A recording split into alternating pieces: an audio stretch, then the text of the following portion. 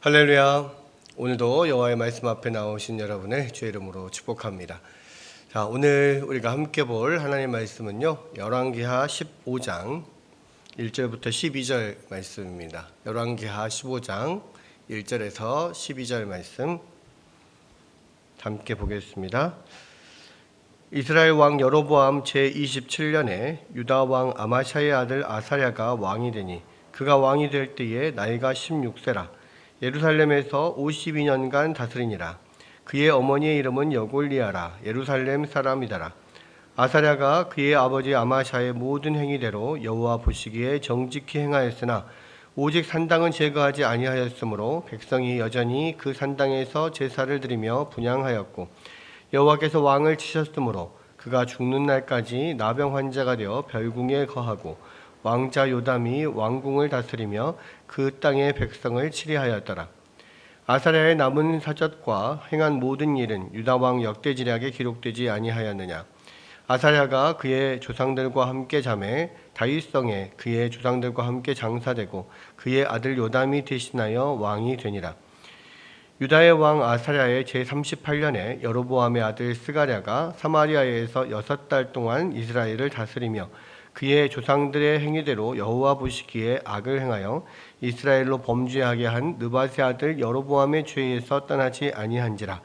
야베스의 아들 살룸이 그를 반역하여 백성 앞에서 쳐 죽이고 대신하여 왕이 되니라. 스가랴의 남은 사적은 이스라엘 왕 역대지략에 기록되니라. 여호와께서 예후에게 말씀하여 이르시기를 네 자손이 4대 동안 이스라엘 왕 위에 있으리라 하신 그 말씀대로 과연 그렇게 되니라. 아멘. 아멘. 자, 오늘 우리 함께 읽은 열왕기하 15장 말씀은 이제 유다 왕 아사랴의 또 행적과 또 북이스라엘 왕 스가랴의 행적, 이게 두 가지가 기록이 되어 있습니다. 이 열왕기하 15장에는요, 이 스가랴부터 시작해서 북이스라엘의 이제 왕들이 짧은 기간에 계속 바뀌면서 마지막 호세아 왕까지 쭉 기록이 되어 있는 것들을 이제 보게 되는데요. 지금 그 열왕기와 이 역대기가 비슷한 사건들을 다루고 있지만 이 어떤 초점이 좀 다릅니다. 그러니까 열왕기는 북이스라엘 위주로 사실 다루고 있고요. 북이스라엘의 어떤 하나님을 어떻게 이스라엘 백성들이 떠났는가.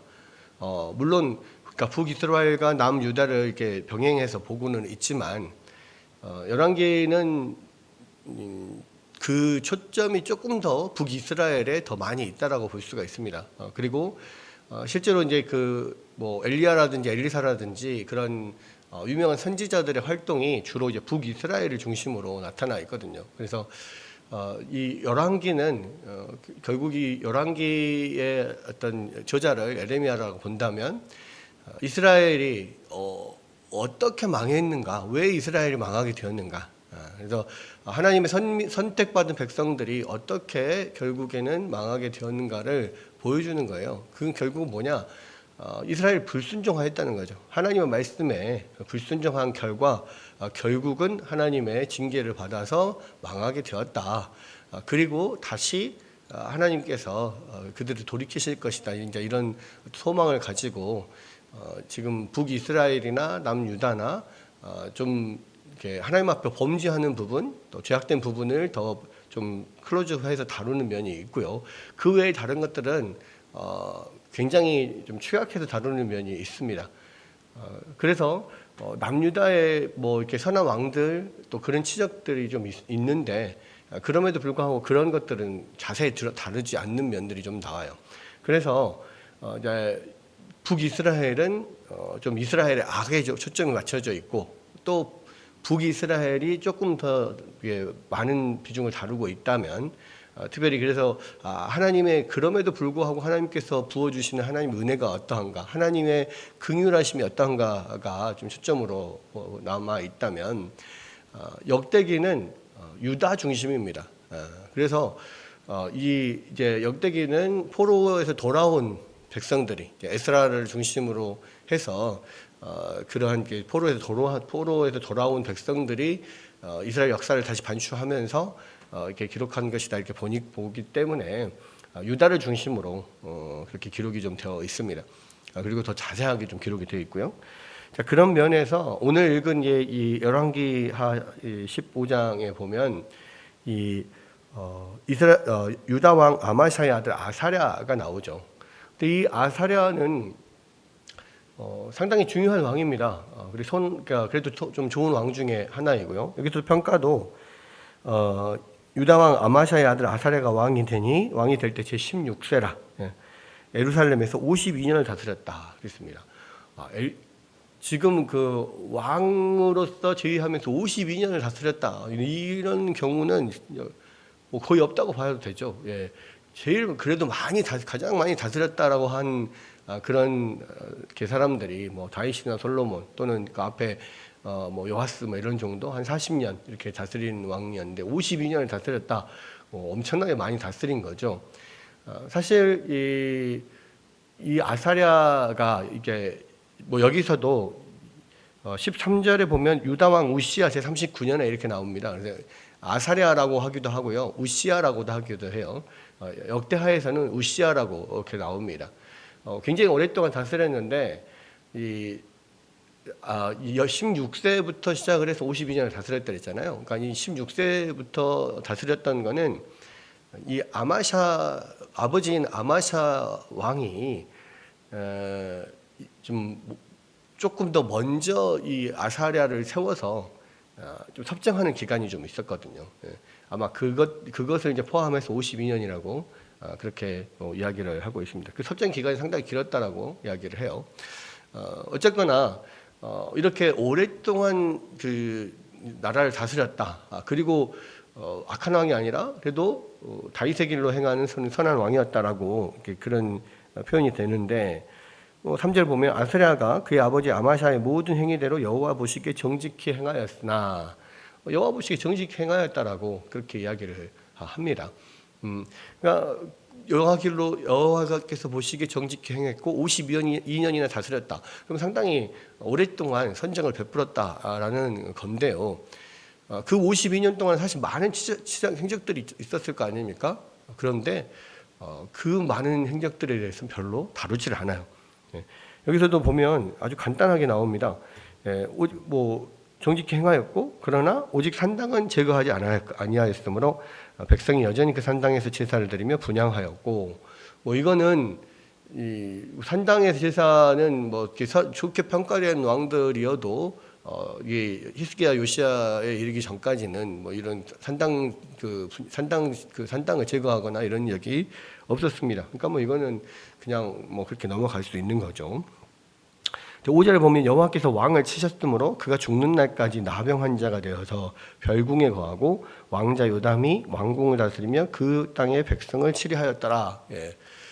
이 우시야 또 아사랴는 자기 아버지 때도 먼저 이제 그 왕으로 세워지면서 섭정 기간을 가졌죠. 아버지가 이렇게 아사랴를 세우고 섭정하는 그런 기간. 어떻게 보면 지금으로 말하자면 뭐 교회에서 동사목회 뭐 이렇게 동사목사를 세워가지고 은퇴하시는 분과 함께 이렇게 목회를 하다가 은퇴하고 이제 이어가는 이런 것들이 이제 동사목회가 요즘 많이 또 유행처럼 그렇게 하고 있는데요. 약간 그런 거죠. 그렇게 이제 세워져서 아버지와 함께 통치하는 기간이 있었습니다.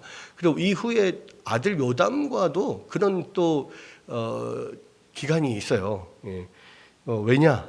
5절에 보면 여호와께서 왕을 치셨으므로 죽는 날까지 나병 환자가 돼서 별궁에 거하고 왕자 요담이 왕궁을 다스리며 그 땅의 백성을 치리하였더라. 하나님께서 그를 치셔가지고 나병에 걸림으로써 나병 환자는 이 하나님의 저주를 받았다고 생각하기 때문에 이 하나님 앞에서 그 왕으로서 다스릴 수가 없는 거예요. 그래서 별궁에 거하면서 그 왕자인 요담을 대신해서 세워서 요담이 통치하게 만드는 겁니다. 또 그 섭정 기간을 거치게 되는 겁니다. 근데 여기서는 그 이유에 대해서 나오지 않았죠. 근데 이제 역대하에 보면 자세히 나옵니다. 52년 동안 많은 일들을 하고요. 이 아사랴 또는 우시야가 굉장히 그 강성한 나라를 만들어 가요. 근데 이제 그러다 보니까 이 아사랴가 우시아가 나중에는 교만해집니다. 그래서 제사장들만 하나님의 성전에 가서 분향할 수 있는데 자기가 그냥 가서 분향을 하려고 해요. 그러니까 이제 대제사장 아사랴가 우시아 왕한테 가서 그러지 말라고, 그건 하나님 앞에 범죄다, 죄악이다, 하지 마라. 이것은 아론의 아들들, 자손들인 제사장들만 분향할 수 있다. 그러니까 우시아가 화를 내죠. 성질을 냅니다. 근데 그 화를 nem과 동시에 거기서 문둥병이 생겨버려요. 하나님께서 하나님의 저주를 받았다. 그래서 이제 쫓아내게 되는 거죠. 하나님의 그 성전에서뿐만 아니라 왕궁에서도 쫓겨나서 별궁에 거하면서 대신 왕자 아들 요담이 섭정을 하게 되는 이런 운명이 또 되고요. 그리고 그 이후 죽을 때까지 나병 환자로서 그냥 별궁에 있게 됩니다. 그러니까 이 오랫동안 통치하고 또 하나님 앞에서 그러니까 하나님 앞에서 신실하게 행함으로써 하나님 앞에 복을 받은 왕인데 마지막에 자신이 이제 좀 높아지고 강성해지니까 교만해져서 이 제사장만이 드릴 수 있는 분양을 자기가 하려고 했다가 하나님의 그 치심을 받게 된 거예요. 참 그런 것들이 있는데 이 열왕기에서는 자세하게 다루질 않아요. 네. 그리고 그냥 나병이 걸려서 그냥 오랫동안 별궁에서 거했다, 뭐 이렇게만 이야기를 하고 있습니다. 뭐 이런 면들을 봤을 때 늘 우리가 주의해야 되는 것이 우리가 정말 성공했을 때 더 훨씬 주의해야 됩니다. 그러니까 어찌 보면 신앙적인 성공이든 세상적인 성공이든 어떤 것이든 간에 정말 그것으로 인하여서 그것이 마치 자기가 한 것인 양, 자기의 능력으로 된 것인 양 교만해질 수 있습니다. 그런데 성경은 계속해서 이야기를 하잖아요. 구원도 우리의 능력으로 구원받은 게 아니에요. 하나님께서 전적으로 우리를 구원해 주신 것이잖아요. 마찬가지로 이 땅에서 살 동안에 우리가 행한 모든 것들에 어떤 좋은 결과가 있는 것은 하나님의 은혜를 주셨기 때문에 그렇게 된 겁니다. 우리가 지혜로워서, 우리가 능력이 있어서, 우리가 뭔가 잘해서 우리에게 그런 좋은 열매가 맺히는 게 아니에요. 그런데 많은 경우에 그렇게 뭔가 승승장구하고 성공하고 어떤 일면에서 한 분야에서 자기가 성공하면 교만해지기 쉬워요. 근데 하나님의 백성들은요, 이 교만함, 높아짐, 이런 것들을 굉장히 주의해야 됩니다. 하나님 앞에서 정말 이것이 나에게서 난 것이 아니다. 우리는 처음부터 끝까지 다 이것이 하나님의 은혜다라고 하는 것을 늘 기억하고 살아야 됩니다. 그렇게 해서 사실 이런 아사랴 같은, 우시아 같은 이런 선한 왕들도 마지막에 넘어지는 거거든요. 아사랴뿐만 아닙니다. 그 아사랴 아버지 아마샤도 마찬가지예요. 아마샤도 결국 막판, 이게 처음에는 하나님 앞에 정직하게 행하다가요, 막판에 하나님 앞에 범죄하고 넘어져요. 여기서 보면 이제 북이스라엘 요아스 왕에게 괜히 싸움을 걸어가지고 나중에 북이스라엘 요아스 왕이 이렇게 왕하고 벳세메스에서 붙잖아요. 대패를 합니다. 그래가지고 북이스라엘 요아스가 그 아마샤를 사로잡고 예루살렘에 들어와서 성벽을 다 해파하고 뭐 성전이나 왕궁에 있는 뭐 금은 보화들을 싹 다 가지고 가버리고 막 이러잖아요. 근데 왜 그랬냐? 교만해서 그랬습니다. 왜냐하면 아마샤가 그 전에 에돔을 쳐서 에돔을 공략을 해서 에돔을 정복을 하거든요.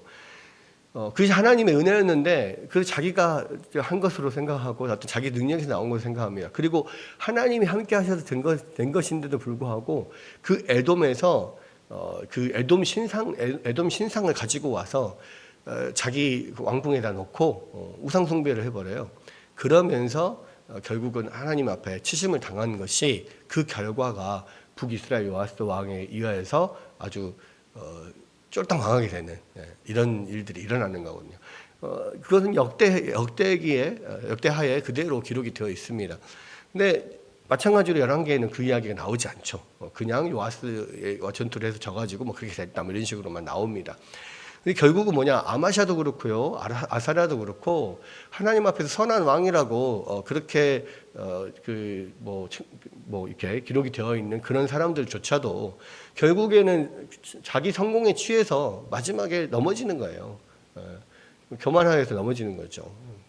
그러니까 우리는 이 두 왕뿐만 아니라 성경에 나오는 모든 그런 위대한 또 영웅들이나 정말 큰 일을 행한 사람들이 마지막에 넘어지는 사람들을 정말 숱하게 봅니다. 성경뿐만 아니라 뭐 지금 이 시대도 마찬가지죠. 뭐 기라성 같은 그런 뭐 유명한 엄청난 그런 사역을 하는 그런 많은 뭐 목사님들이나 뭐 기자들 보십시오. 막판에 넘어지는 사람들이 얼마나 많은지 정말 우리가 주의해야 되고요. 뭐 우리 신앙인들뿐만 아니라 모든 세상 사람들이 마찬가지입니다. 그런 면에서 우리가 정말 하나님 앞에 처음부터 끝까지 늘 초심을 잃지 않고 주님을 의지하며 나아가는 우리 모두가 되었으면 좋겠습니다. 그리고 이제 8절부터 12절까지 나오는 게 이제 북이스라엘 왕인데요. 유다 왕 아샤라 제38년에 여로보암의 아들 스가랴가 사마리아에서 6달 동안 이스라엘을 다스렸다. 6달 동안밖에 못 다스립니다. 그리고 그 조상들의 행위대로 여호와 보시기에 악을 행하여서 이스라엘로 범죄하게 한 느바세 아들 여로보암의 죄도 떠나지 아니하였다. 뭐 이것은 여로보암 이후에 모든 이스라엘 왕들이 다 똑같이 범하는 죄였죠. 그리고 야베스의 아들 살룸이 그를 반역하여서 백성 앞에서 쳐 죽이고 대신하여 왕이 되니라. 스가랴의 남은 사적은 이스라엘 왕 역대지략에 기록되니라. 결국 이 스가랴가 이 살룸에 의해서 6개월 만에 그런 이렇게 뭐 죽게 되고 그리고 이 살룸이 올라가게 됐는데요. 뭐 살룸도 뭐 오래 못 있습니다. 한 달밖에 사실은 못 있습니다. 그런데 이제 이 중요한 것은 뭐냐? 12절에 여호와께서 예후에게 말씀하여 이르시기를 네 자손이 4대 동안 이스라엘 왕위에 있으리라 하신 그 말씀대로 과연 그렇게 되니라. 이 예후 왕조의 마지막 왕이 바로 이 스가랴입니다. 그러니까 예후가 하나님 앞에서 하나님의 그 사명을 잘 행하잖아요. 그래서 아합의 집을 아주 그냥 이집듯이 뒤져가지고 그냥 싹 다 진멸을 시킵니다. 그래서 이 진멸하는 그 사명을 잘 행했다 해서 결국 예후에게 앞으로 네 자손이 4대를 계속해서 왕을 할 것이다. 이렇게 하나님께서 말씀을 하셨고요. 딱 하나님의 말씀하신 그대로 예후 왕조죠. 예후 왕조가 이제 그 아들 4대까지 왕을 하고 이제 바뀌게 되는 거예요. 예후 다음에 왕이 누굽니까? 여호아스죠. 여호아스. 그다음에 여호아스의 아들 요아스. 그 다음에 여로보암 2세. 그 북이스라엘 여로보암 왕 이후에 북이스라엘의 어떤 제2의 중흥기를 이뤘다라고 하는 여로보암 2세. 여기서는 그냥 여로보암 뭐 이렇게만 나옵니다. 그리고 그의 아들 지금 뭐죠? 스가랴. 이렇게 해서 4대가 있죠. 요아스, 여로보암 2세 그리고 스가랴 이렇게 4대를 이르러서까지 여호와의 예언대로 그렇게 왕이 있었고 그리고 그 다음에 살루메에서 반역이 일어나서 예후 왕조가 끝났다. 라는 이야기입니다. 결국은 하나님의 뜻대로 하나님의 예언대로 그렇게 이루어졌다는 건데 한편으로는 우리가 이것도 살펴볼 필요가 있는데요. 하나님은 이게 뭐 마치 운명처럼 정해진 운명처럼 무슨 일을 어떻게 해도 무조건 하나님 정하신 대로 간다 뭐 이런 것은 아니에요. 왜냐하면 하나님께서 그 아합 같은 경우도 그렇게 악한 아합 왕이 결국 아합에 대해 아합 때에 멸망을 해야 되는데 아합이 갑자기 회개를 해버리잖아요. 그러니까 하나님께서 이 엘리야에게 야 아합 회개하는 거 봤냐? 저렇게 아합이 저렇게 겸비하게 나오네. 그러니까 저놈이 회개하니까 아합 때 말고 그의 아들 때에 그 아합 집안이 진멸할 것이다. 이렇게 이야기가 되잖아요. 그렇게 하나님께서 말씀하시잖아요. 그러니까 결국 아합 때도 그렇게 악한 아합 왕도 하나님 앞에 회개하니까 또 그게 그 하나님께서 심판하신다고 했던 것이 한 대가 연장이 됩니다. 그러니까 이 열왕기하의 주제가 지연된 심판 뭐 이야기했잖아요. 하나님께서 회개하는 자들에게 하나님께서 또 그 아무리 악한 자들이라도 회개하면 또 긍휼을 베푸시고 또 긍휼을 베푸시고 하는 면들이 있단 말이에요. 그러니까 예후 가문도 마찬가지입니다.